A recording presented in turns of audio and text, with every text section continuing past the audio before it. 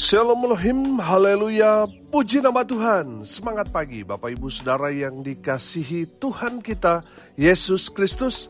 Jumpa lagi bersama saya Pendeta Samuel Mabuntu dalam Renungan Pagi ke 2283 hari Renungan Pagi ini mengudara. Puji Tuhan. Bapak Ibu Saudara yang dikasihi Tuhan, sebelum kita membaca, mendengarkan dan merenungkan firman Tuhan hari ini, mari kita berdoa, minta pimpinan Roh Kudus. Kita berdoa. Bapa di surga, berbicaralah kepada kami semua. Pakai firman Tuhan ini untuk menegur kami, menasihati kami, meneguhkan iman percaya kami, dan memberkati kami semua. Di dalam nama Tuhan Yesus yang adalah firman Allah yang hidup, kami berdoa. Amin. Haleluya. Bapak Ibu Saudara yang dikasihi Tuhan, bersama dengan saya kita akan belajar Alkitab dari kitab Kejadian sampai kitab Wahyu. Mari buka Alkitab kita. Yeskiel pasal 36 ayat 24 sampai ayat 30. Demikian firman Tuhan. Aku akan menjemput kamu dari antara bangsa-bangsa dan mengumpulkan kamu dari semua negeri, dan akan membawa kamu kembali ke tanahmu. Aku akan mencurahkan kepadamu air jernih yang akan mentahirkan kamu dari segala kenajisanmu dan dari semua berhala-berhalamu. Aku akan mentahirkan kamu. Kamu akan kuberikan hati yang baru dan roh yang baru di dalam batinmu. Dan aku akan menjauhkan dari tubuhmu hati yang keras, dan kuberikan kepadamu hati yang taat. Rohku akan kuberikan diam di dalam batinmu, dan aku akan membuat kamu hidup menurut segala ketetapanku, dan tetap berpegang pada peraturan-peraturanku, dan melakukannya. Dan kamu akan diam di dalam negeri yang telah kuberikan kepada nenek moyangmu, dan kamu akan menjadi umatku, dan aku akan menjadi Allahmu. Aku akan melepaskan kamu dari segala dosa kenajisanmu, dan aku akan menumbuhkan gandum serta memperbanyaknya, dan aku tidak lagi mendatangkan kelaparan atasmu. Aku juga memperbanyak buah pohon-pohonmu dan hasil ladangmu, supaya kamu jangan lagi menanggung noda kelaparan di tengah bangsa-bangsa. Amin, firman Tuhan. Haleluya. Bapak Ibu Saudara yang dikasihi Tuhan, kita tahu dalam konteks kebenaran firman Tuhan ini, di mana umat Tuhan, bangsa Israel dibuang di Babel. Mereka menjadi budak, mereka sangat-sangat menderita sebagai konsekuensi dosa yang mereka lakukan di hadapan Tuhan. Apa yang mereka lakukan sehingga Tuhan membuang mereka di tanah Babel? Karena mereka menyembah berhala yang bukan Tuhan, tapi mereka sembah, mereka patuh, mereka tunduk kepada aturan-aturan dalam penyembahan-penyembahan berhala. Mereka tidak beribadah kepada Allah, tetapi beribadah kepada berhala-berhala itu yang membuat sakit hati Tuhan. Mereka memberikan korban, persembahan yang harusnya mereka berikan persembahkan kepada Tuhan, tapi mereka beri kepada berhala. Itulah yang membuat Tuhan sakit hati dan menghukum mereka, karena dosa-dosa mereka itu menyerahkan umat Tuhan ke Babel untuk menjadi budak di Babel. Bapak Ibu Saudara yang dikasihi Tuhan, tidak selamanya Tuhan menghukum umat Tuhan. Amin. Ada waktu Tuhan, ada waktunya di mana Tuhan memulihkan keadaan mereka. Amin. Nah, dalam kebenaran firman Tuhan yang sudah kita baca, ini janji Tuhan tentang pemulihan pada umat Tuhan yang telah dibuang menjadi budak di Babel. Ada janji pemulihan dari Tuhan. Dan saya percaya ini juga berlaku buat saudara dan saya. Amin. Kalau saat ini saudara sepertinya terbuang, sepertinya saudara merasakan bahwa apa yang saudara alami saat ini adalah akibat dari dosa masa lalu yang saudara lakukan, saudara seperti dihukum, saudara sepertinya kena disiplin Tuhan. Dan saya mau bilang saudara, ada waktu Tuhan memulihkan keadaan saudara. Amin. Dan firman Tuhan ini bukan hanya untuk umat Tuhan pada zamannya, tetapi berlaku juga buat kita gereja Tuhan. Amin. Saudara, janji pemulihan Tuhan yang pertama dari firman Tuhan ini kita belajar. Tuhan akan menjemput umatnya dan membawa mereka ke tanah pusaka mereka. Amin. Perhatikan ayat 24. Aku akan menjemput kamu dari antara bangsa-bangsa dan mengumpulkan kamu dari semua negeri dan akan membawa kamu kembali ke tanahmu. Saudara yang dikasihi Tuhan, saya menangkap di sini ketika umat Tuhan menyadari bahwa mereka menjalani apa yang menjadi konsekuensi dosa mereka, mereka menyesali karena mereka terpuruk, mereka akhirnya mencari Tuhan, dan di saat mereka ada di titik itu, mereka bertobat, Tuhan yang akan menjemput mereka. Tuhan yang akan turun tangan, datang menolong mereka. Karena apa? Mereka sudah sadar, mereka sudah bertobat, mereka sudah mencari Tuhan, dan Tuhan sendiri yang akan menjemput mereka. Amin. Bapak Ibu Saudara yang dikasihi Tuhan, saya teringat dengan firman Tuhan yang menceritakan tentang anak yang hilang. Nah, saudara yang dikasihi Tuhan, anak yang hilang ini menceritakan tentang seorang anak bungsu yang meminta harta warisan dari orang tuanya, padahal orang tuanya itu masih hidup. Ini anak durhaka. Ini anak yang sudah keterlaluan. Tapi saudara, kasih sayang bapaknya itu luar biasa. Bapaknya karena dia sayang kepada anak-anaknya, terlebih lagi anak bungsu ini, dia berikan harta kekayaan untuk si bungsu ini. Si bungsu ini sudah mendapatkan haknya. Dia pergi menikmati hidup dunia. Dia hidup foya-foya. Dia main perempuan. Dia menghambur-hamburkan uang yang dia punya. Dia pergi ke luar negeri. Dia betul-betul menikmati dunia ini. Dia hidup dalam dosa. Dan saya mau bilang saudara, hidup dalam dosa itu mahal harganya. Tapi kalau beribadah itu gratis. Kalau sudah pergi masuk ke kafe, ke klub, saudara harus bayar, saudara. Beli minuman mahal, saudara, harganya, betul gak? Beda dengan hidup dalam kekudusan, di dalam Tuhan. Kita datang beribadah gratis, saudara.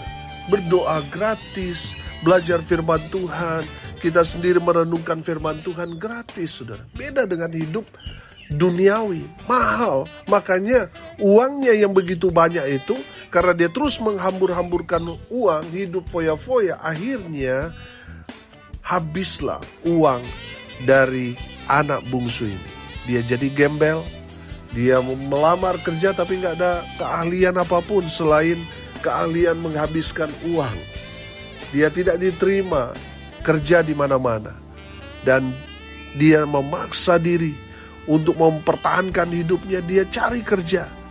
Tapi tidak ada yang mau menerima dia karena tidak punya skill, tidak punya keahlian dalam pekerjaan, tidak punya pengalaman pekerjaan. Makanya dia ditolak, tidak diterima pekerjaan. Dan dia datang dari rumah ke rumah untuk mencari pekerjaan supaya dia dapat bertahan hidup, supaya dia dapat makan. Lalu dia datang di salah satu rumah yang kebetulan beternak babi. Dia melamar di sana supaya yang punya rumah, yang punya ternak babi itu memberikan dia pekerjaan, walaupun hanya memberi makan babi-babi itu. Saudara, karena dalam pekerjaannya dia keras, saudara, harus selesai dulu baru dapat gaji. Akhirnya dia kelaparan. Karena kelaparan itu dia makan makanan babi. Dari sana, di titik terendahnya dia sadar. Dia berpikir di rumah bapaknya, orang-orang pembantu di sana, orang-orang yang bekerja di bapaknya itu lebih layak makannya seperti seorang orang pejabat. Makanan mereka mewah. Tapi kenapa saya anak bapak makan makanan babi? Karena ada di titik nol itu, akhirnya dia sadar, dia kembali ke rumah bapaknya. Saudara yang dikasihi Tuhan, ketika dia kembali ke rumah bapaknya dari jauh sudah melihat anak bungsu yang durhaka ini. Dia melihat, dia mengenali anaknya. Saudara perhatikan, bapaknya itu tidak duduk menunggu, tetapi dia langsung keluar dari kursinya dan dia berlari menuju anaknya yang hilang sudah kembali ke rumah bapaknya. Dia dengan sukacita menyambut kedatangan anak yang bungsu, anak yang sudah lama meninggalkan bapaknya. Dia dengan sukacita menyambut anaknya. Dia memeluk anak bungsu yang durhaka ini. Dia memeluk dan memerintahkan kepada hamba-hambanya untuk mengenakan dia pakaian baru, sepatu baru, kenakan dia cincin sebagai tanda bahwa dia anak dari Bapa ini. Bapak Ibu Saudara yang dikasihi Tuhan, demikian juga Tuhan menyambut umat Tuhan yang telah melakukan banyak sekali kesalahan, pelanggaran, dosa. Tapi lihat, Tuhan menjemput mereka. Tuhan artinya menyambut mereka dengan sukacita. Demikian juga dengan saudara dan saya. Ketika saudara saat ini mungkin terpuruk dari dosa-dosa saudara, tapi ketika saudara sadar kembali kepada Tuhan, Tuhan tidak pernah menolak orang yang datang kepada Tuhan. Sebaliknya Tuhan menyambut dengan sukacita orang yang datang mencari Tuhan, sadar, bertobat, kembali kepada Tuhan. Tuhan menyambut saudara sama seperti dengan Bapa yang menyambut anaknya yang hilang. Dia berlari menyambut, memeluk dan mengenakan pakaian baru untuk anak yang hilang itu. Demikian juga Tuhan memperlakukan saudara dan saya. Ketika kita yang berdosa bertobat, Tuhan menyambut kedatangan saudara dengan sukacita. Haleluya.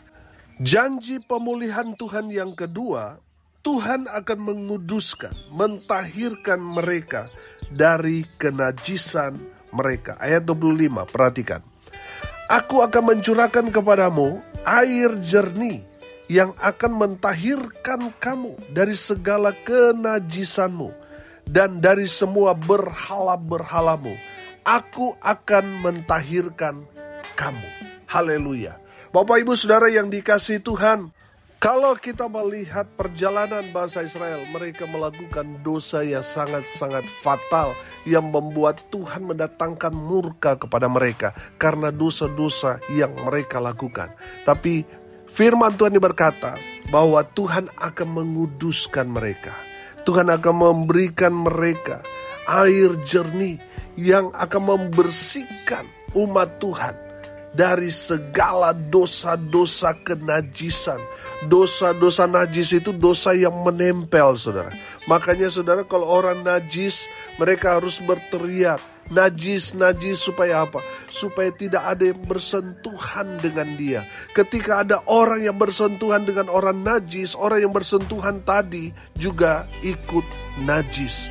Saudara yang dikasihi Tuhan, kenajisan dari umat Tuhan itu karena mereka menyembah berhala, mereka mengikatkan diri dari penyembahan-penyembahan berhala itu, sehingga mereka menjadi najis di hadapan Tuhan. Sehingga apa yang mereka lakukan itu kekejian, hal-hal yang menjijikkan di mata Tuhan. Dan satu-satunya cara supaya mereka itu tahir, mereka harus dikuduskan. Dikuduskan siapa? Tuhan sendiri.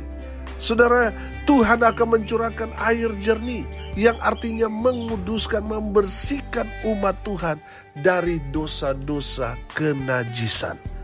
Bapak Ibu Saudara mungkin sudah berkata, Pak Pendeta, dosa saya sudah sangat-sangat gelap, sangat-sangat kelam. Saya sudah sangat-sangat berdosa. Bahkan orang-orang di sekitar saya, keluarga saya sendiri sudah tidak dapat mengampuni saya. Saudara dengar ini baik-baik. Kalau saudara bertobat, saudara sungguh-sungguh ikut Tuhan, Tuhan akan menguduskan saudara. Tuhan akan mengampuni dosa-dosa saudara. Mungkin orang-orang di sekitar saudara tidak mengampuni dosa kesalahan yang saudara lakukan, tapi pegang ini, Tuhan mengampuni dosa saudara. Amin. Saudara yang dikasihi Tuhan, saudara yang sudah mendapatkan kasih Tuhan, pengampunan Tuhan, saudara harus mengampuni juga orang-orang yang bersalah dalam hidup saudara. Ampuni mereka. Supaya apa? Supaya saudara damai sejahtera, saudara. Amin. Nah, saudara, kalau tidak mengampuni kesalahan orang, mungkin saudara sudah sangat-sangat terlibat dalam pelayanan, tapi masih ada satu orang yang saudara masih sulit untuk melepaskan pengampunan. Maka sia-sialah ibadahmu, pelayananmu sia-sia kalau saudara masih ada dendam, sakit hati sama orang. Oleh karena itu, saudara, lepaskan pengampunan. Pastikan saudara tidak ada satu orang pun yang masih ada dalam hati saudara, yang membuat saudara sakit hati, marah, yang membuat saudara dendam kepada orang itu. Lepaskan semua.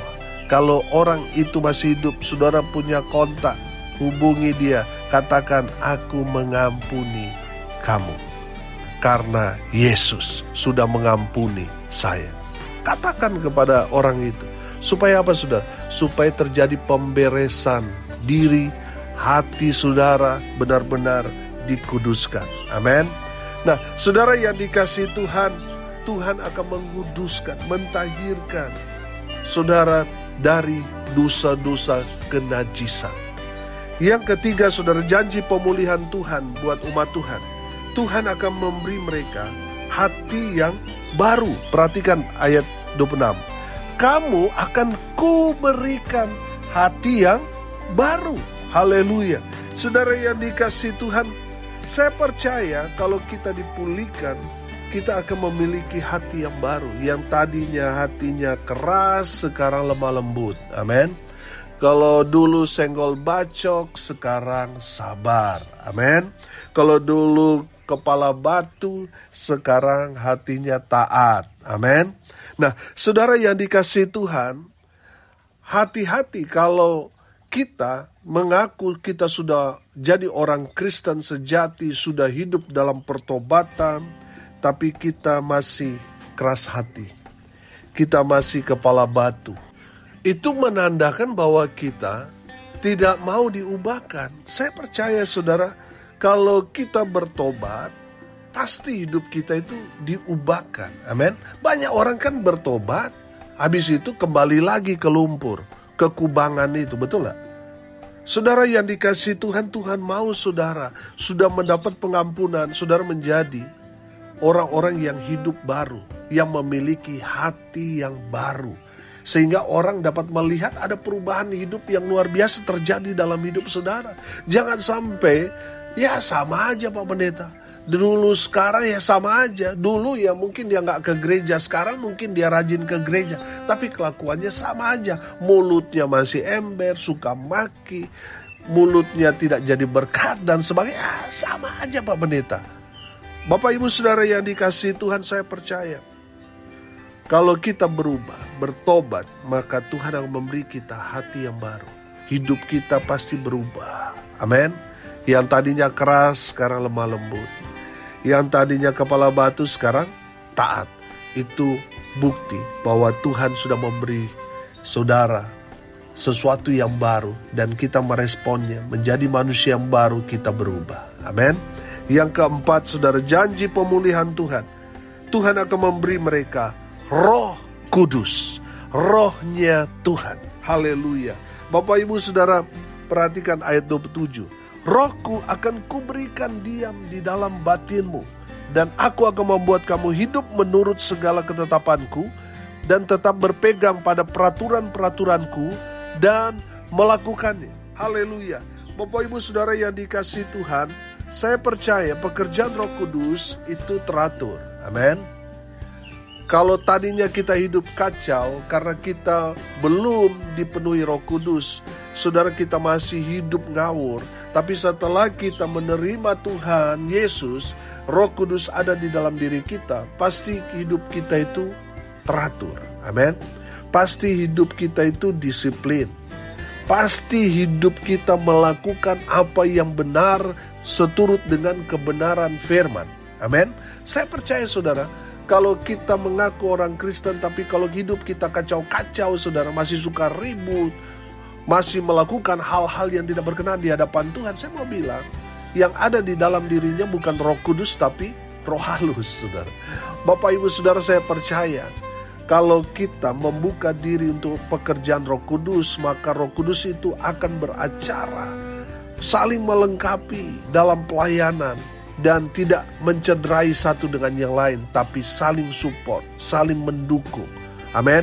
Itulah pekerjaan Roh Kudus dalam kehidupan kita. Haleluya.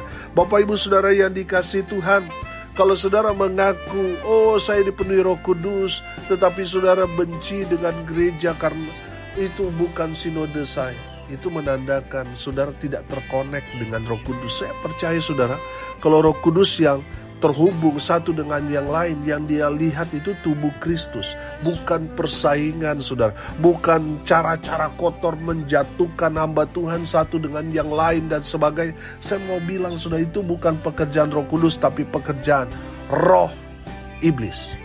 Bapak Ibu Saudara yang dikasihi Tuhan, saya percaya firman Tuhan ini akan tergenapi dalam hidup kita. Tuhan akan memberi kita roh Tuhan atau Roh Kudus. Makanya saudara, waktu Saulus menganiaya orang-orang Kristen pada zamannya, saudara, di dalam perjalanannya ke Damsyik, apa yang terjadi dengan Saulus? Dia bertemu dengan Tuhan. Tuhan Yesus berkata, Saulus, Saulus, mengapa kamu menganiaya aku? Saudara, pertanyaannya, pernahkah Saulus terlibat dalam penyaliban Tuhan Yesus? Tidak. Pernahkah dia cambuk, pukul, tikam Yesus waktu dia disalib? Tidak ada. Saulus tidak ada di sana. Tapi saudara yang dikasihi Tuhan, perhatikan kata firman Tuhan itu.